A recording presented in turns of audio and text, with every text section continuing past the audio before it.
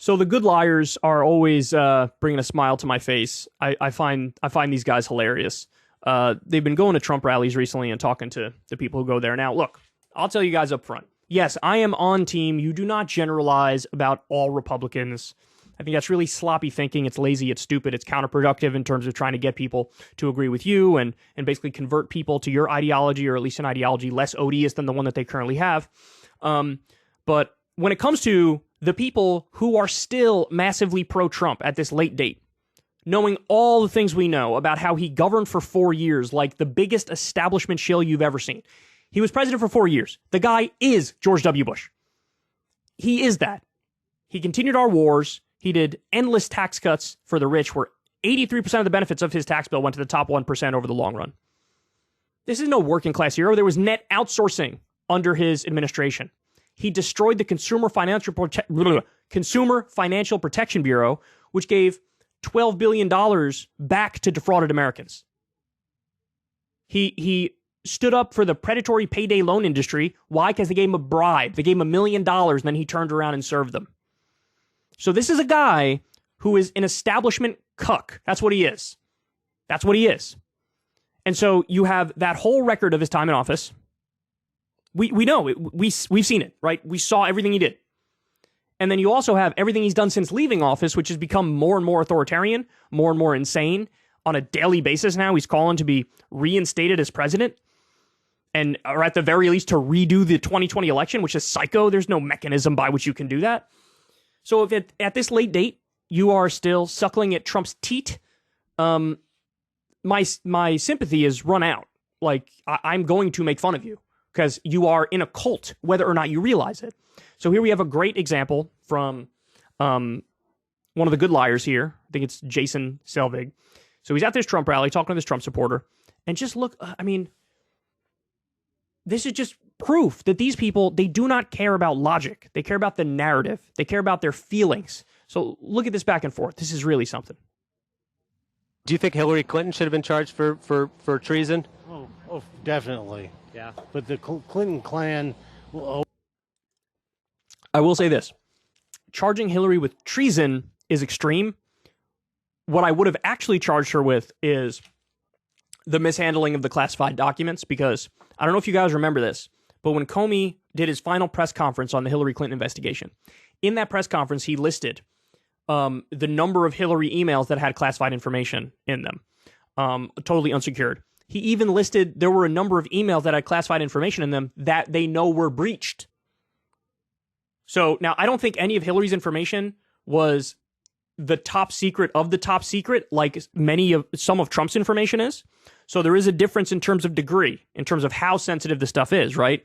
But I remember when Comey announced, hey, here are the findings of our investigation, and by the way, we're not going to charge her. I was like, that's fucking crazy. You just admitted she committed a number of crimes and you're not going to charge her? That makes no sense. Charge her. Charge her. So I was on the side of charging her, not for treason, because that's stupid. That's a really high bar. You can't reach it. It's also not true, but definitely charge her for mishandling the classified information, and also, for corruption. But that's a separate conversation, because you could get virtually any politician in the U.S. is guilty of corruption. In terms of if you reach the legal bar, that's a separate question. And in almost all the cases, you don't, right? But in a perfect world, she'd be charged for that or war crimes. But I would be willing to take the classified information stuff. So treason, not happening, but classified information stuff should happen. Anyway, let's continue because this gets good. Always will cover them no matter what happens. And if Trump it's found that he had the classified documents, would you want to charge him with treason? No, negative. No, I would not. But if he did the same thing with Hillary, would you want him to be charged? No, I wouldn't. Okay. But her, she could go treason, maybe potentially die. Him, if he did the same thing, no treason. Because Trump is a patriot, Hillary is not. Do you think Hillary Clinton? It's amazing. That's amazing. Let's watch it again. Should have been charged for treason? Oh, definitely. Yeah. But the Clinton clan always will cover them no matter what happens. And if Trump it's found that he had the classified documents, would you want to charge him with treason? No, negative. No, I would not. Okay. But if he did the same thing with Hillary, would you want him to be charged? No, I wouldn't. Okay. But her, she could go treason, maybe potentially die. him, if he did the same thing, no treason. Because Trump is a patriot, Hillary is not. Do you think? Look, that is how every last person at that rally, they think like that. And they agree with this guy. And notice, he doesn't even bother to try to make sense. It ultimately comes down to, I like Trump, I don't like Hillary, so even if they committed the same crime, charge Hillary, don't charge Trump. Do you realize how psychotic that is? Do you realize how dumb that is? Do you realize how that's just rank tribalism and partisanship? Do you realize that? How insane is that, man?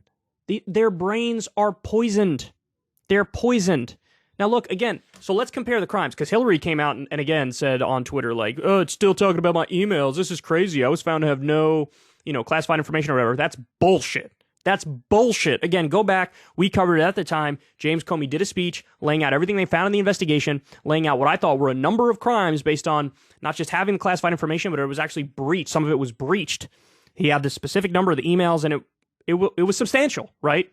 So those were her crimes.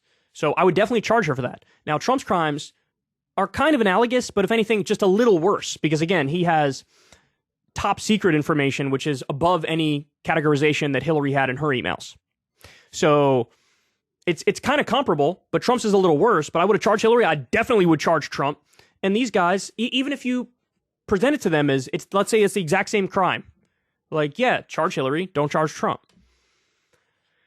I will never understand the people who prioritize a political figure, a person, an individual, over any semblance of having a standard, over logic, over policy. I don't get it, and I'll never get it. I'll never understand it. And it's crazy, man. It's crazy. This is, again, everybody who remains at this late date, which is about 50% of the Republican Party, anybody who remains a diehard Trump supporter. And by the way, look, I'm a little bit optimistic that maybe when push comes to shove, when these people are in the voting booth, maybe Trump will only get like 33% or 39% in a Republican primary, because even some people who are pro-Trump realize he'll lose a general, so I'm just going to defect to DeSantis or whatever. Maybe the number will be 33% or 39% or something along those lines. But maybe that will still be enough to get Trump past the post in the primary and make it so that he wins. But those people, I'm fine saying, you're in a cult, bro. You're just in a cult. And I've never seen a more clear example of cult-like thinking. It's right here for all of us, right in front of our faces, and there's no denying it. All right, there you guys go. That's the show skis.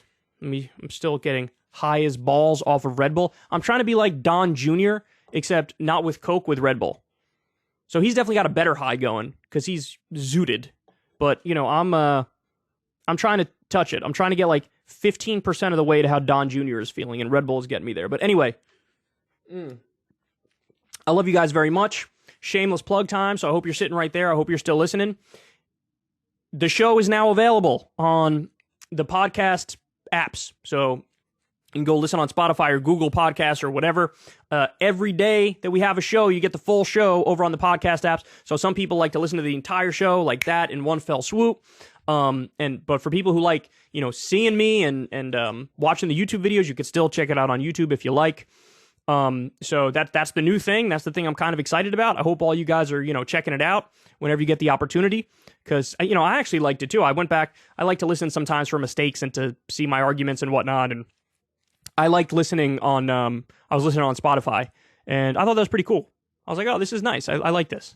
So anyway, that's the new thing that we got going on. A big thank you to all the Patreon supporters. A big thank you to all of the Substack supporters of Crystal Kyle and Friends. And for those of you who are not supporting the show, please consider supporting the show. Drop a couple bucks on Patreon to your boy every month. I'd appreciate that. Or go over to Substack and pay $5 a month, and you get the videos of Crystal Kyle and Friends, and you get them a day early. And also, I never say this one, I should say it more often, everybody subscribe on YouTube. Hit the subscribe button, hit the like button. If you click the bell, then you get a notification every time a Secular Talk video drops. So definitely do that as well, because it helps your brother out. Because look, we ain't getting no love skis from the algorithm, so you guys got to help us defeat the algorithm by sharing the stuff, liking the stuff, commenting, just helping it out however possible. But anyway, love you guys. By the way, We will have an awesome Crystal Kyle and Friends coming up this week. We have Matt Christman from Chapo Trap House. I love the Chapo guys. They're so fucking funny, and they're so smart. And when we had Felix on, that was a great conversation. Now we got Matt Christman coming on, so definitely looking forward to that. I love you guys. I'll talk to you soon. Peace. If you want to see me and Crystal Ball interview legends like Noam Chomsky, Cornel West, and more, subscribe to Crystal Kyle and Friends on Substack. $5 a month gets you the video version a day early. Remember, we take 0 ad dollars for this podcast. Or you can sign up on Substack for free and get the audio version a day later. Link in the video description box below.